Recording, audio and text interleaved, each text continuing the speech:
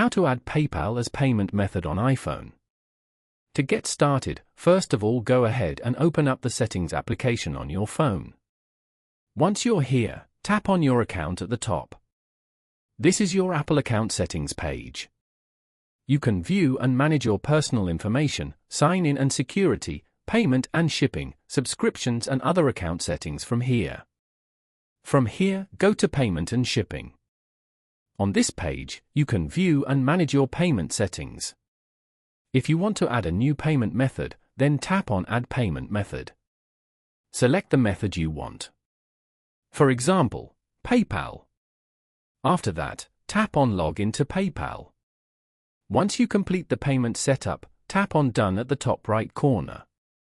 Following these steps, you can easily add PayPal as payment method on iPhone. Thank you for watching. Please leave a like if this tutorial helped you, or leave a comment below if you have any questions related to the video.